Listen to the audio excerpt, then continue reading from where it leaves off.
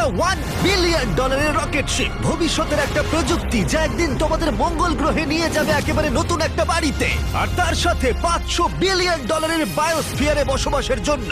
ও মাই god! আর এই গোটা video জুড়ে আমরা তোমাদের দেখাবো ভবিষ্যতের জীবন কতটা অন্যরকম হতে পারে।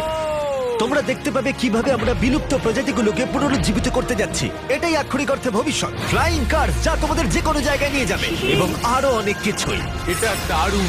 শুরু করবো এই $1 আলো দিয়ে, যা প্রচুর পরিমাণে একত্রিত করলে মানব জীবনের ভবিষ্যৎই বদলে যেতে পারে, অথবা মঙ্গল গ্রহ। এই ভিডিওতে আমি তোমাদের দেখানোর জন্য এক্সাইটেড এই বিশ্বের সবচেয়ে ফিউচারিস্টিক টেকনোলজি। কিন্তু এরপরে আমরা যাব $10,000 টেকনোলজিতে, নিউরালিঙ্ক, যেখানে একটা কম্পিউটার চিপ সার্জিক্যালি ব্রেনের মধ্যে ইমপ্ল্যান্ট করা হবে, যাতে নোল্যান্ডের মতো বাকি সবাই বিশ্বের সাথে সংযোগ তৈরি করতে পারে। তাহলে তোমার ঘাড় থেকে বাকি অংশ প্যারালাইজড। হ্যাঁ, আর প্রায় 8 বছর ধরে আমি আমার জীবনের কিছু উদ্দেশ্য খোঁজার চেষ্টা করছিলাম। আর তারপরে তুমি পেলে নিউরালিঙ্ক। এর প্রভাব কি হলো? কম্পিউটারের মাধ্যমে যে যা পারে আমিও তাই করতে পারি। আরো সত্যি এটা পারে, শুধুমাত্র ওর ব্রেন ব্যবহার করে। তোমার চিন্তা ভাবনাই তাহলে এটাকে এগোচ্ছে। হ্যাঁ হ্যাঁ, একদম। আমি চাই তুমি তোমার ভাবনা দিয়ে একটা টেক্সট করো। ঠিক আছে। ওর হাতগুলো প্যারালাইজ, আর আমরা তোমাদের দেখাবো ওর হাতগুলো একেবারেই নড়ছে না। এদিকে নোল্যান্ডের ব্রেনে নিউরন ব্যবহার করে নিউরালিঙ্ক সেই সিগন্যালগুলোকে মুভমেন্টে রূপান্তর করতে পারে। ও ওর ভাবনা দিয়ে টাইপ করলো হাই। এটা তোমাদের অদ্ভুত লাগছে তাই না? কিন্তু ও আরো অনেক কিছু পারে। তাহলে শুধু চিন্তার মাধ্যমে তুমি এদিক ওদিক যাচ্ছ। লেফট রাইট, উফ, মরে যেও না। ও না, এই তো। ও আমাদেরকে গেমে হারিয়ে দিল শুধুমাত্র চিন্তা ভাবনার মাধ্যমে। আমি কখনো ভাবিনি যে এটা আমাকে এমন কিছু করতে দেবে। ফিউচার টেকনোলজি শুধুমাত্র আমাদের মাইন্ডকে সাহায্য করে তাই নয়, তার সাথে বডিকেও করে। যেমন হলো কাই, 12 বছরের একটা ছেলে যার একটা হাত নেই, যাকে রাস্তার ধারে ফেলে রাখা হয়েছিল। আর এই জিনিসটা আমরা এখন কাইকে দিতে চলেছি। এটা কঠিন। আর ও জানেও না ও একটা ফেক ডক্টরের চেম্বারে রয়েছে। আর সব থেকে অ্যাডভান্স বায়োনিক আর্ম ওকে দেওয়া হবে। $25,000 একটা বায়োনিক আর্ম, যা ওকে একটা সুপার হিরো মুভমেন্ট দেবে। ওকে সারপ্রাইজ দেবো। হে কাই। হ্যালো। আচ্ছা, একটু তোমার ব্যাপারে আমাকে কিছু বলবে? আমার বয়স 12, আমাকে চায়না থেকে অ্যাডাপ্ট করা হয়েছে। কাই এটা জানেও না যে ওটা জিমি। তোমার মা আমাদেরকে বলেছে তোমরা আমাদের চ্যানেলের বড় ফ্যান। দাঁড়াও, কি বলছো? আর হ্যাঁ, তুমি এখন এই হাতটা পেতে চলেছো, কিন্তু আমার মনে হয় এটা যথেষ্ট নয়। তাই তোমার জন্য একটা উপহার আছে। ও, কি বলছো? এটা হলো এই বিশ্বের সবচেয়ে ফিউচারিস্টিক বায়োনিক আর্ম। তোমার মা আমাদের বলেছে তুমি খেলতে ভালোবাসো, অ্যাক্টিভ থাকতে চাও, তুমি যা চাও সেটাই যেন তুমি করতে পারো, সেটাও খুব এটা সহজেই। সত্যি দারুণ। এই আর্মের স্পেশালিটি হলো এতে অনেক সেন্সর আছে। কিছু না টেনে তুমি এটাকে ব্যবহার করতে পারবে, কারণ এর সেন্সর তোমার নার্ভগুলোকে ফলো করবে। ও, এটা দুর্দান্ত, তাই না? একদমই তাই। হাতটা মুঠো করো। ও, এটা একবার দেখো। এখানে একটা কাঠের টুকরো রয়েছে, এটাকে চেপে ধরো। এই তো, এটা দুর্দান্ত, তাই না? তুমি কি আমার সাথে হাত মেলাতে চাইবে? ও এটা দারুণ। খুব ভালো, এটা একবার দেখো। আর অবশ্যই তুমি যদি এই বিচ ফ্রেমিংটা না চাও, এটা তুমি খুলে দিতে পারো। না, তাহলে আমি এটা থাকবে না। রাখবো। এইটা আমার জীবনের সব থেকে ভালো দিন। সত্যি, মানে ও। আমি তোমার অনেক ভিডিও দেখেছি, তুমি সবাইকে অনেক সাহায্য করো। ভাবিনি আমিও সাহায্য পাবো। ঠিক আছে, খুব ভালো। অবশ্যই এই বায়োনিক আর্ম জীবন বদলে দেবে, কিন্তু এটা কিছুই নয় এই $1.5 ফ্লাইং কারের তুলনায়। তোমার কি মনে হয় এটা আমাকে হারিয়ে দেবে? ও হ্যাঁ, যদি কোনোভাবে তুমি যেত আমি তোমাকে $1 বিলিয়ন দেবো। আমি জিতলে তুমি আমাকে $1 মিলিয়ন দেবে? হ্যাঁ একদম। ও, তাহলে রেস শুরু করে দাও। আমরা এবার রেস করে দেখবো কোনটা বেশি দ্রুত, একটা ফ্লাইং কার নাকি একটা নরমাল কার। চলো তাহলে রেস শুরু করা যাক। ঠিক আছে। ও, আমাদের পাশেই ও উড়ে আছে। যাচ্ছে। কি? ও কি সমুদ্র পেরিয়ে যাবে এবার? হ্যাঁ, ও রাস্তার কোনো দরকার নেই। এটা চিটিং। যেহেতু এটা একটা ট্রু টেস্ট, সমস্ত ট্রাফিক আমাদের মানতে হবে। দেখো, স্টপ সাইনে আমাদের থামতে হবে। এবার আমরা যাব, কিন্তু এর পরিবর্তে ফ্লাইং কার সোজা বেরিয়ে যাবে। এটার কারণেই এর সম্পর্কে মানুষ ভবিষ্যতে ভাবছে ফ্লাইং কার সব সময়ই এগিয়ে থাকবে। দাঁড়াও, আমি ওকে দেখতে ও, পাচ্ছি। ওকে দেখো। দেখো, অর্ধেকটা চলে গেল। কি আমরা করে? সবাই শুরু করেছি মাত্র আমাদের এখন। তাড়াতাড়ি যেতে হবে। ভাবতে পারছো প্রতিদিন তোমরা কতটা সময় বাঁচাতে পারবে যদি তোমরা এইভাবে কাজ করতে পারো? কারণ তুমি গাড়ি চালানোর বদলে সোজা গাড়ি নিয়ে উড়ে আমি যাবে। 1 বছরে 1000 ঘন্টা বাঁচাবো। হয়তো 1 বছরও নয়। আমি হিসেব করে বলি। এই $1.5 ফ্লাইং কারের কোনো তুলনাই চলে না এই $1 বিলিয়ন রকেট শিপের সাথে, যেটা আমরা পরে দেখব। এটা তো সবে শুরু। এটা কি তাড়াতাড়ি এখানে চলে এলো? এদিকে এসো। ও ও গড, আমি ভুলে গেছিলাম আমরা পিছিয়ে আছি। জিমি এখন অনেকটাই পিছিয়ে রয়েছে। জিমি, আমার মনে হয় তোমার $1 মিলিয়ন গেল। হ্যাঁ, সৌভাগ্যবশত আমি বলিনি ও জিতলে আমি $1 মিলিয়ন দেব, বদলে ও বলেছে আমাকে $1 মিলিয়ন দেবে। আমাকে দেখতে হবে আমি যেন কাউকে ধাক্কা না মারি। আরে, ও তো চলে এসেছে। তুমি কতক্ষণ আগে এসেছো? 10 মিনিট। তুমি এখানে 10 মিনিট আগে এসেছো? ও মাই গড! এটার সম্পর্কে আমি জানি না, কিন্তু একদিন অবশ্যই এটা আমি চালাবো। আর যদি তুমি ভবিষ্যতের দিকে না তাকাও, তাহলে একবার এই জেট প্যাকটা ব্যবহার করে দেখতে পারো। এবার যার মূল্য হলো $500 মিলিয়ন। এই জেট প্যাকটা ঘন্টায় 80 মাইল গতিতে উঠতে পারে এবং 3 মাইলের রেঞ্জের সাথে সব থেকে দ্রুত কাজে পৌঁছতে হলে এটাই দরকার। কাজ করে ভালো লাগছে। তুমি পেরেছো জেনে ভালো লাগলো। ভবিষ্যতের পরিবহন শুধুমাত্র আকাশেই নয়, এটা মাটিতেও হতে চলেছে। আর $1 মিলিয়ন বদলে আমরা পেয়েছি বিশ্বের দ্রুততম গাড়ি, আর আমি এখন এটাকে ড্রাইভ করব। আর এটা শুধুমাত্র বিশ্বের দ্রুততম গাড়ি নয়, ও ও ও মাই গড, এটা কত তাড়াতাড়ি গতি বাড়ায়! এতে এত বেশি সাকশন আছে যেটা উল্টো দিকেও চলতে পারে। ও ঠিক আছে, ও মাই গড, জিমি এখন উল্টে যাচ্ছে, দেখো একবার ওকে। এটা সত্যি ভয়ানক, কিন্তু এটা নর্মাল গাড়িতে থাকার থেকে বেশি ভয়ানক নয়। এটা পাগলামো। ও এখন গ্র্যাভিটির বিরুদ্ধে যাচ্ছে। ও এবার মনে হচ্ছে আস্তে আস্তে আমার মাথায় এবার রক্ত উঠে যাবে। এতে দুটো ভ্যাকিউম ফ্যানস আছে যেগুলো এতটাই শক্তিশালী যে তুমি উল্টো হয়েও গাড়ি চালাতে পারবে।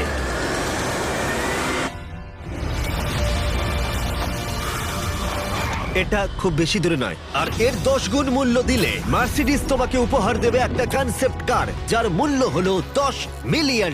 এটাকে তুমি বলতে পারো কয়েকশো বছরের মধ্যে একটা ভবিষ্যৎ গাড়ির স্বপ্ন। এটা প্যান্ডোরার মহাবিশ্ব দ্বারাও অনুপ্রাণিত। এটা অনেকটা একটা প্রাণীর মতো দেখ, বলতে পারো অনেকটাই। যদি আমি এটাকে টাচ করি, হ্যাঁ, এটা রিয়াক্ট করবে। হ্যাঁ ওয়াও, এটাকে পোষ মানালে কেমন হবে? হ্যাঁ, দেখো ওটা ওর পছন্দ হচ্ছে। এটাকে ঠিক আছে, আমি কি এটাকে একটু ঘুরিয়ে আনতে পারি? হ্যাঁ, চলো একটু মজা করা যাক। কিছুই না, শুধু এটাকে প্রেস করলে সামনের দিকে এগিয়ে যাবে। এটা তো দারুণ। আর এটাকে টানলে স্টপ হয়ে যাবে। আর সব থেকে বড় টুইস্ট হলো সাইড ওয়েজেও তুমি ড্রাইভ করতে পারো।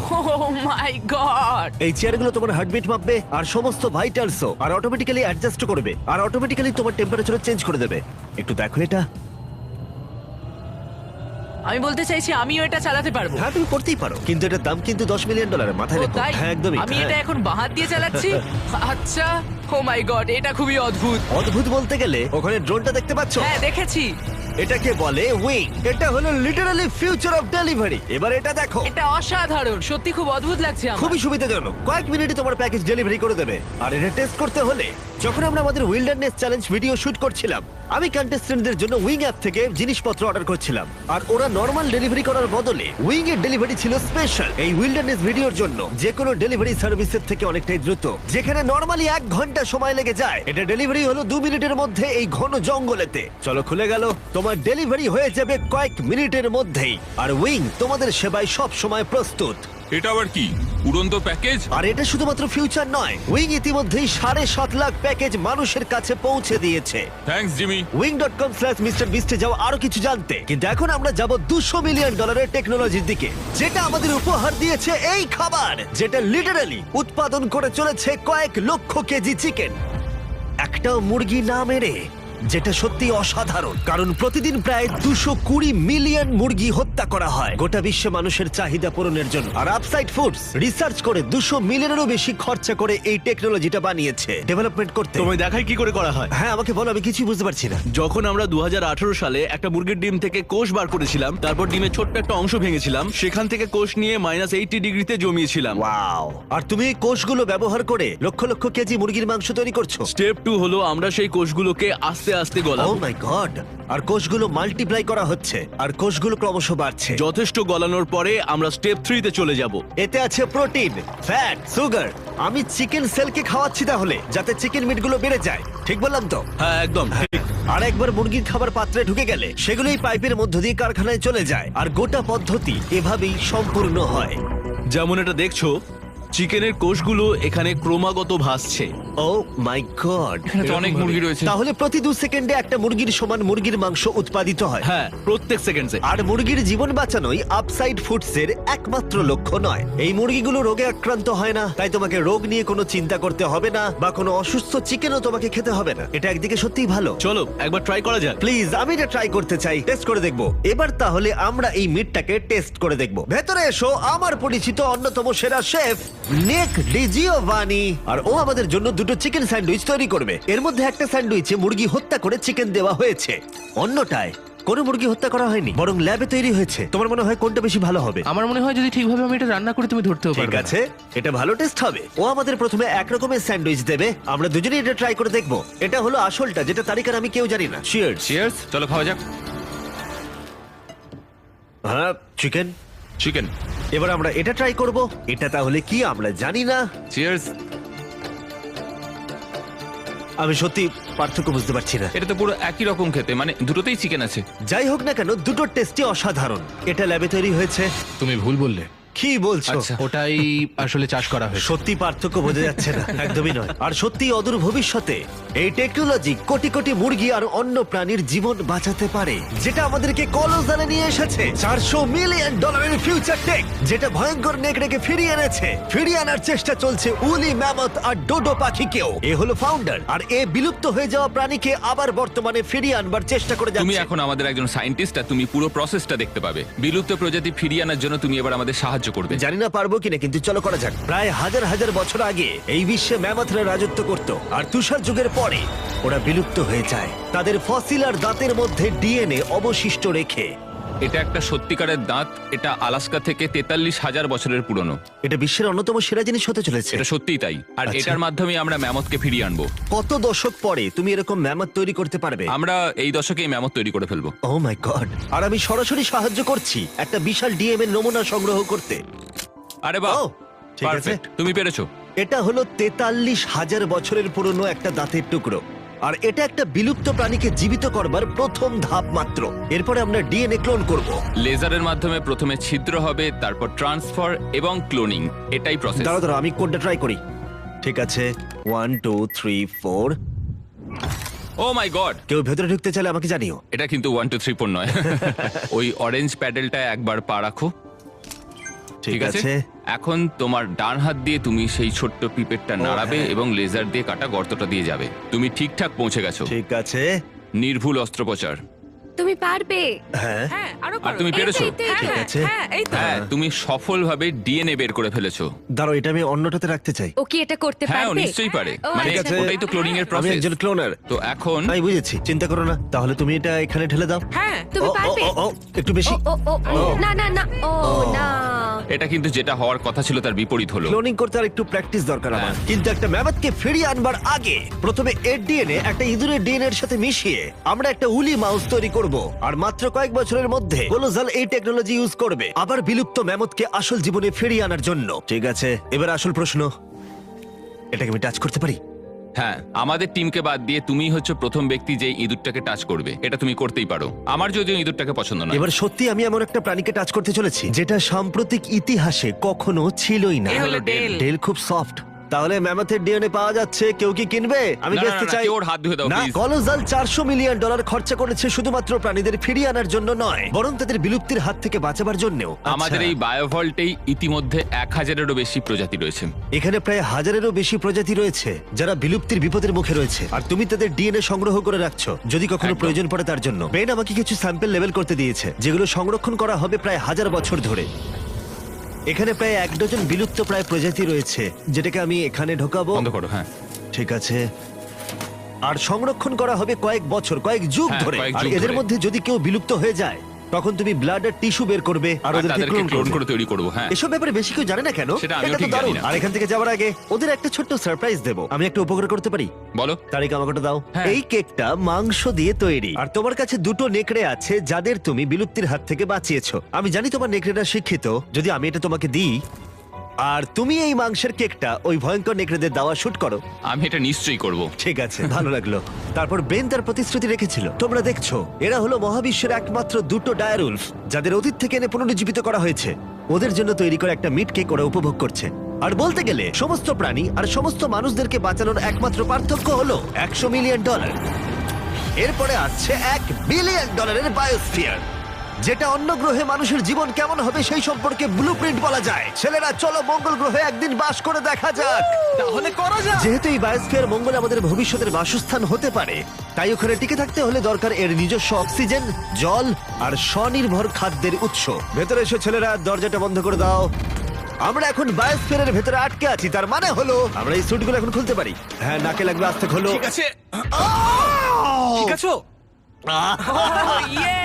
ঠিক আছে, একজন অ্যাস্ট্রোনট হওয়া তোমাদের ভাবনার থেকেও বেশি কঠিন। এবার মঙ্গলবাসী হিসেবে আমাদের প্রথম দিন শুরু করব আমরা। যদিও আমরা এখনো মঙ্গলে পৌঁছাইনি, তবুও যদি পৃথিবী বসবাসের অযোগ্য হয়ে যায় তবে এই বায়োস্ফিয়ার আমাদেরকে বাঁচাবে। এই বায়োস্ফিয়ারে মানুষের জীবন ধারণের জন্য সবকিছুই রয়েছে। আমার জন্য গার্লফ্রেন্ডও? এটা একটা বায়োস্ফিয়ার, ভুলে যেও না, কোনো মিরাকেল হয় না। এখানে 5টা আলাদা বায়োমস রয়েছে, অনেকটা মাইনক্রাফটস এর মতো। আমি তোমাদের এদের মধ্যে একটাই নিয়ে যাব, একটা রেন ফরেস্ট। আমি জানি না তোমরা বুঝতে পারছো কিনা, এখানে যে গাছগুলোকে দেখতে পাচ্ছ তাদের মধ্যে কয়েকটার বয়স 30 বছরেরও বেশি। এটা তাদের থেকেও বয়স্ক। না, এটা আসলে তা নয়। তার মানে সব বয়সী। এবার আমরা এখানটা একটু ঘুরে দেখবো, আর রেন ফরেস্টে তার সাথে বৃষ্টিও হবে। এখানে বৃষ্টি পড়ছে। আমি ওদেরকে বলেছিলাম বায়োস্ফিয়ারের একমাত্র বাদিকেই যেন বৃষ্টি হয়, সেই জন্য আমি শুকনো আছি আর তোমরা ভিজে গেছো। তোমার কি ঠান্ডা লাগছে? হ্যাঁ, জমে যাচ্ছি। এদিকে এসো, এখানে বৃষ্টি হচ্ছে না। এখানে সত্যি সত্যি বৃষ্টি হচ্ছে তোমরা না। কি কখনো ক্রিসমাসের স্নো গ্লোবস কিনেছো? হ্যাঁ। এটাই হলো এই বায়োস্ফিয়ার। এটা হলো তোমার নিজস্ব মিনি আর্থ, যাতে তুমি সৌরজগতের যে কোনো গ্রহেই থাকতে পারো, বাস্তব জগতের মতোই। এখানে শুধু রেন ফরেস্টই নেই, এবার আমরা যাব সাভানাতে। এই সাভানাতে খাদ্য উৎপাদনের জন্য রয়েছে আদর্শ জলবায়ু, আর ঠিক এই কারণেই এটা 5টার মধ্যে সবথেকে বেশি গুরুত্বপূর্ণ। এগুলো হলো ঘোস্ট পেপারস, যা তোমরা দেখছো। নোলান, তুমি ট্রাই করে দেখবে? নিশ্চয়ই। ও আমার খুব ঝাল লেগেছে, আমার জল চাই, জল দাও এটা কেউ একটা আমাকে। Ghost paper. নোলান, মঙ্গলে তো জল পাওয়া যাবে না, নষ্ট করো না। দুধ এখানে সাহায্য করে। আমাদের ফেস্টিভ্যালস ক্যারামেল চকলেট বার খেয়েছো? মজা না করে এটা আমাকে দাও। আর অনেকটা নোলানের মুখের অবস্থার মতোই আমরা এখন আছি ডেজার্ট বায়োমে। ডু নট এন্টার সাইনটা ইগনোর করো। বাতাসটা অনুভব করছো? দাঁড়াও, আমরা ভেতরে আছি। বাতাস এমন ভাবে বইছে যাতে গাছগুলো শক্তি পেয়ে দাঁড়িয়ে থাকতে পারে, এবং তার সাথে এটা এই বায়োস্ফিয়ার থেকে বেরিয়ে আসা অসংখ্য আবিষ্কারের মধ্যে একটা। এটা একটা দারুণ রিসার্চ। ঠিক আছে, তাহলে এবার এখানে রয়েছে সোয়ার্ম প্ল্যান্ট, আর এটার মজার বিষয় হলো একটা ডাল ধরো। এটা কি? এটা পুরো পটেটো চিপসের মতো খেতে। এটা দারুণ মুচমুচে, তাই না? নোনতা। হ্যাঁ, মঙ্গলে যদি একঘেয়ে খাবার খেয়ে বিরক্ত লাগে, তাহলে এটা খাবারে দিলে স্বাদ বদলে যাবে। কি, এটা দুর্দান্ত। আর এটা হলো আমাদের ফাইনাল বায়োম, সমুদ্র। এটা দেখো, Wow, এটা একটা বিচ। সত্যি একটা বিচ রয়েছে এই বায়োমের ভেতরে। বাকি জীবনটা কাটানোর জন্য সব জিনিসই এখানে রয়েছে, প্রায় সবই। চলো মঙ্গল গ্রহের ডিনার করা যাক। ঘোষ পেপার বাদে আরো ঘোষ পেপারের সাথে চলো এটা করি। এটা একটা সুন্দর গার্ডেন, যেটা 2.5 একর কৃষি জমির সমান পরিমাণ খাদ্য উৎপাদন করতে পারে। মাত্র 20 বছর আগে যদি কেউ এই গার্ডেনটাকে একটা ব্যবসায় পরিণত করতে চাইতো, সেটা প্রায় অসম্ভব ছিল। কিন্তু শপিফাইকে ধন্যবাদ, তোমার বিজনেসকে সফল করে তুলতে এর জুড়ি মেরা ভার। যেমন ভাবে এই ভিডিওতে টেকনোলজি পৃথিবী বদলে দিচ্ছে, শপিফাই বিজনেসের জগৎকেও বদলে দিচ্ছে। আগের থেকে অনেক সহজ করে তুলছে। প্রত্যেক 26 সেকেন্ড অন্তর শপিফাইতে একটা সেল চলে। কার্ল, তোমার কি লেবু চাই? হ্যাঁ, নিশ্চয়ই। শপিফাই নতুন টুল সাইট কি মূলত তোমাদের ব্যবসার জন্য একজন এআই সহ কো-ফাউন্ডার এবং একটা ওয়েবসাইট, মার্কেটিং প্ল্যান সেট করা আর সময় বাঁচাতে রুটিন মেনটেন করা। এটা সত্যিই দারুণ। আবার ঘোষ পেপার? না। এটা ছোট। না। বাস্কেটে না। আছে। আর যেহেতু আমরা লেবু আর ঘোষ পেপারের উপর নির্ভর করতে পারি না, মার্সে আর একটা জিনিস আছে, কাল্টিভেটেড চিকেন, আপসাইড ফুডস এর পক্ষ থেকে। এই চিকেন কোনো মুরগিকে হত্যা করে না। এই বায়োস্ফিয়ারে তোমরা যা যা দেখছো এই ভিডিওতে, হয়তো কারোর কাছে এই আইডিয়াটা ছিল। শপিফাইকে ধন্যবাদ, তোমরাও এভাবে নিজের ভবিষ্যৎ গড়ে তুলতে পারো। তোমার মাথায় যা যা আইডিয়া রয়েছে তা বাস্তবে নিয়ে আসতে পারো। এই কিউআর কোডটা স্ক্যান করে অথবা shopify.com/mrbeast এ গিয়ে তোমার স্বপ্নের বিজনেসকে সফল করে তুলতে পারো। তোমরা ঘুমোতে যাওয়ার আগে আজকে এটা করে নিতে পারো। এটা খুবই অদ্ভুত যে এগুলো সবই ভবিষ্যতের টেকনোলজি, কিন্তু খুব বেশি দূরে নেই। যেমন যদি কোনো মহিলা নোলানের সাথে কথা বলে আর তার যদি একটা বাচ্চা থাকে, তাহলে সেই বাচ্চাটা ভবিষ্যতে একদিন মঙ্গলে বড় হতেই পারে। এই ভিডিওটা কিন্তু অনেকটা রিচ পাবে। আচ্ছা, বাচ্চার অংশটা বাদ দিয়ে দেবো। তোমরা এখানে যা যা দেখছো সেগুলো মঙ্গলে ম্যাজিক্যালি টেলিপোর্ট হয় না, সেগুলো ওখানে রকেটে করে পাঠাতে হবে। আর এখনো পর্যন্ত সেই রকেট শিপটা হলো স্টারশিপ, $1 বিলিয়ন ফিউচারিস্টিক টেক, যা সম্ভব হয়েছে স্পেসএক্স এর দ্বারা, যারা আমাদের এখানে ইনভাইট করেছে মার্সে অনেক স্টারশিপ লঞ্চ করতে দেখতে, মানব জাতিকে অন্য গ্রহের বাসিন্দা করে তুলতে। স্টারশিপ এখানে তৈরি করছে বিশ্বের অন্যতম বৃহৎ বিল্ডিং। ওদের এত বড় বিল্ডিং কেন প্রয়োজন পড়ে? সাধারণত র মেটেরিয়াল এক প্রান্তে আসে আর রকেট শিপ তৈরি হয় অন্য প্রান্তে। ওটার মতো? হ্যাঁ, আমি বলতে চাইছি রকেট শিপের পিক্স সব জায়গায় রয়েছে। আর আমরা পেয়েছি স্টারশিপস এর ভাইস প্রেসিডেন্টকে। ও আমাদের এখানকার ডেভেলপিং টেকনোলজি দেখাবে যা মানব জাতির ভবিষ্যৎ নির্ধারণ করবে। এটা স্টারশিপের ভেতরটা। Wow! কয়েক বছরের মধ্যেই আমরা মানুষকে চাঁদে পাঠাবো, আর তারপরে মার্সে। মঙ্গলে যাওয়ার টিকিট কিনতে পারি আমরা? এই বিষয়ে আমরা পরে কথা বলবো। দেখা যাক। আর তুমি কি একেবারেই হাজার হাজার স্টারশিপ পাঠাতে চাও? হাজার হাজার স্টারশিপ। প্রত্যেক স্টারশিপে 100 জন থাকতে পারবে? হ্যাঁ। ও মাই গড ভাই, ফিউচার সত্যিই দারুণ। আমি সত্যিই এক্সাইটেড। যখন আমাকে চারিদিকটা দেখানো হচ্ছিল মানবজাতির তৈরি সবচেয়ে সুন্দর জিনিসটা কি, তখন আমি কিছু কঠিন প্রশ্ন জিজ্ঞাসা করলাম। স্টারশিপ কি কখনো মহাকাশে আনআইডেন্টিফাইড অবজেক্টের মুখোমুখি হয়েছে? এখনো নয়, তবে পরে গিয়ে হতে পারে। উত্তরটা কি উল্টো হবে যদি আমি ক্যামেরার পিছনে জিজ্ঞাসা করি? না।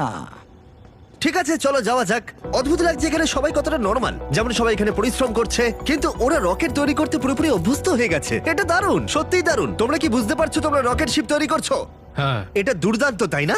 একদম আমি অবাক হতাম যদি ওরা না বুঝতে পারতো। আর এই দুজন যে রকেটগুলো তৈরি করছে সেগুলো পুরোপুরি রিইউজেবল স্টারশিপস। আর যখন সেগুলো পৃথিবীর আবহাওয়ায় ফিরে আসবে সেগুলো লাভার থেকেও বেশি তাপমাত্রা সহ্য করতে পারবে। তাই স্পেসএক্স টিম তৈরি করেছে একটা কাস্টম হিটশিল্ড সিস্টেম। হিটশিল্ডের ব্যাপারে তখন আমরা কথা বলছিলাম, আর এখানে তোমার জন্য একটা রেখেছি আমি। তোমার কি মনে হয়? তাহলে এটা হলো হিটশিল্ড টাইল। এটা আসল heat shield tile। এটা তো খুবই হালকা, একটু ধরে হ্যাঁ, দেখো। এরকম প্রায় দারুণ। 18,000 আছে। এটা কত গরম হতে পারে?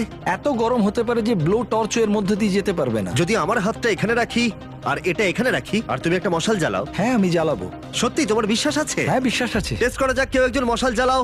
আমি ওয়েভারে সাইন করেছিলাম। না ওয়েভারের প্রয়োজন নেই। হ্যাঁ অবশ্যই, ব্লো টর্চটা দেখতে স্টারশিপের মতোই। এই কোম্পানিটা সত্যি খুবই ভালো, যাতে তোমরা দেখতে পাও রেফারেন্সের জন্য। একবার দেখো এটা। কাল তোমার উচিত। হ্যাঁ নিশ্চয়ই। আমি ধরে রাখবো। দাঁড়া দাঁড়া, না আমার হাত পুড়িও না। হ্যাঁ একদম। ওয়াও, দেখো এটা অরেঞ্জ হয়ে যাচ্ছে। এটা এখন প্রায় 2000 ডিগ্রি আর আমি কিছুই অনুভব করছি না। বিজ্ঞান অসাধারণ। এটা আমি ধরলে কি হবে এখন? তোমার হাত এতে পুড়বে না, কিন্তু এতে ও যেন বলছি কি বোকা। স্পেসএক্স একসাথে কয়েকশো স্টারশিপস তৈরি করছে। তোমরা এমন ভাবে রকেট বানাচ্ছ যেন গাড়ি তৈরি করছো। একদমই পুরো গাড়ির মতো রকেট তৈরি করা হয় এখানে। তারপর আমাকে অনুমতি দেওয়া হলো কিছু করার জন্য যেটা সাধারণ নাগরিকদের জন্য নিষিদ্ধ। এটা সমান, তাই এখানে সব টাইলস গুলো লাগানো হয়েছে। আমি কি একটা দেখতে পারি? জিজ্ঞেস করি, দাঁড়াও। আমরা চাই না রকেটটা উড়ে যাক। হ্যাঁ অবশ্যই। আমরা এখানে নতুন কাউকে দিয়ে ফ্লাইট হার্ডওয়্যার ইনস্টল করাতে চাইছি না আর কি। এখানে আছে হচ্ছে হিট শিল্ড টাইল। আমরা ঠিক আছে। এটাকে ওর উপরে রাখলাম, পাশগুলোকে ভাঁজ করে নিয়ে এটা উপরে রাখবো। হ্যাঁ। মানে চাইলে তুমিও করতে পারো, ও তাই নাকি? কিন্তু এটা একবারই করতে পারবে, ও। বারবার করা যাবে না। তাই ও। তুমি যদি ভুল করো তাহলে এটা পুরোপুরি নষ্ট হয়ে যাবে। সত্যি? হ্যাঁ, চাপ নিও না। এটা একটু বেশি চাপের চলো মনে তাহলে হচ্ছে। করা যাক। আমি তাহলে রকেট ইঞ্জিনিয়ার। তুমি যদি ঠিক করে বসাও তাহলে এটা স্পেসে হ্যাঁ। উড়ে যাবে, আর না পারলে তোমাকে এটা খুলে খুব ফেলতে হবে। খারাপ। হ্যাঁ, এটা অবশ্যই না, ভুল ভুল হলো। করছো তুমি। হয়তো এর রকেট সায়েন্সের প্রয়োজন। এবার তুমি এটা ঠেলতে পারো। শুধু একটু নামাবো। এই তো হয়েছে। এই তো। ঠিক আছে, তুমি পেরেছো। এবার আমি টাইলে সাইন করছি। MB mister beast. কিন্তু কোনো কারণে যদি এই টাইলটা রকেটটাকে ধ্বংস করে দেয়, তোমরা যা যা দেখছো সবটাই এআই, কোনোটাই আসল নয়। আসল প্রমাণ করতেই পারবে না। আমি সাক্ষী রয়েছি। তুমিও তাহলে এআই। আর যদি এটা বিস্ফোরিত হয়, এই $1 বিলিয়ন রকেট কারখানা যতই বিশাল হোক না কেন, এটা স্টারশিপের ফাইনাল স্টেপের তুলনায় অনেকটাই ছোট। ঠিক এরকম স্টারশিপ বড় হয়। যা যা দেখানো হয়েছে সবকিছু মিলে যখন এটা তৈরি হয়ে যায়, ক্যামেরা ঠিক মতো পুরো জিনিসটাকে ধরে উঠতে পারছে না। এই জিনিসটা আসলে বিশাল। খুব সম্ভাবনা আছে তুমি একদিন রকেটে করে উড়ে যাবে অন্য কোনো একটা গ্রহতে।